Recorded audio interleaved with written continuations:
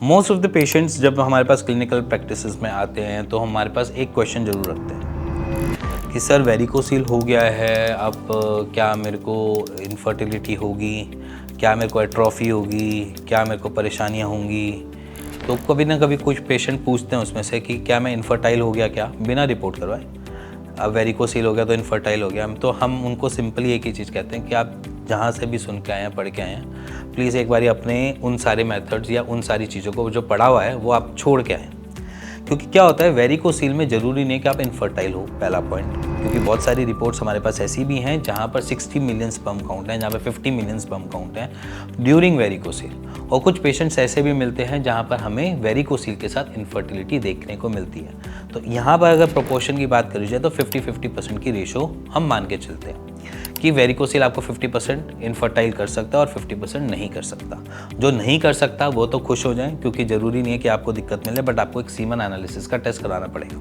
हाँ, अगर आप वेरिकोसील को बहुत लंबे टाइम तक खींचते रहते हैं अपने साथ, उसके लिए कुछ नहीं करते हो और जैसे चल रहा है वैसे चलने देते हो, तो ये आपको इनफर्टिलिटी के आगे कारण बन सकता है।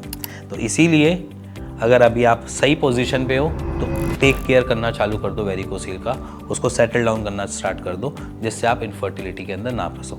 सेकेंडरी, जहाँ पर फंस चुके हो, वेरिकोसील आपको इनफर्टिलिटी दे रहा है, परेशान कर रहा है, तो वहाँ पर आपने कुछ एक्शंस परफॉर्म करने चालू करने हैं।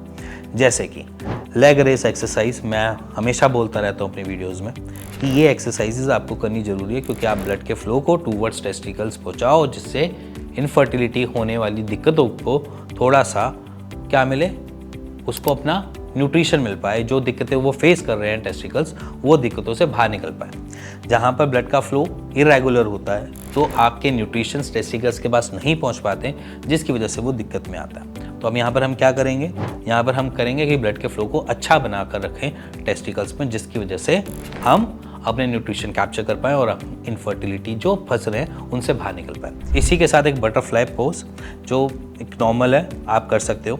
इसी के साथ अपने कॉन्स्टिपेशन के ऊपर भी काम करो। अगर आप कॉन्स्टिपेटेड हो वेरिकोसील के साथ, तो कॉन्स्टिपेशन के ऊपर हाई फाइबर इनटेक करना स्टार्ट करो। फोर्थ, अब इस मेथड में क्या है कि हम न्यूट्रिशंस को ज़्यादा से ज़्यादा इनटेक करना चाहेंगे। तो हमारी कुछ रिक्वायरमेंट्स होती हैं जब हम फर्टाइल होते हैं। हमारी रिक्वायरमेंट क्या है, हमारी बॉडी को चाहिए जिंक, हमारी बॉडी को चाहिए प्रोटीन, हमारी बॉडी को चाहिए इसी के साथ सेलेनियम, हमारी बॉडी को चाहिए B12, हमारी बॉडी को चाहिए विटामिन डी। तो ये कुछ 5-6 चीज़ें हैं जिससे हम अप्रॉक्सीमेटली अपनी फर्टिलिटी को बैलेंस बना कर रख सकते हैं। तो इन न्यूट्रिशंस को लेने के लिए हमारे पास एक ही मेथड है, हमारा मुंह। तो हम क्या करेंगे, हम अपने मुंह के अंदर वही सामान डालेंगे जो इन सारी चीज़ों से रिच हो। तो मैं आपके सामने एक डाइट चार्ट स्क्रीन पे दिखा रहा हूँ, आप स्क्रीनशॉट ले लेना। ये वाली सारी चीज़ें को रोज़ सेवन करना स्टार्ट कर दो अपनी डेली रूटीन में, या रोज़ लेना स्टार्ट कर दो। तो उसकी वजह से आपकी जो ये कमियां हैं, जो आपकी ये रिक्वायरमेंट्स जो पूरी नहीं हो रही है, वो पूरी होनी चालू हो जाएंगी, जिससे आप इनफर्टिलिटी से बच सकते हो। इसी के साथ हम कुछ लाइफस्टाइल में भी चेंजेस करना मांगते हैं।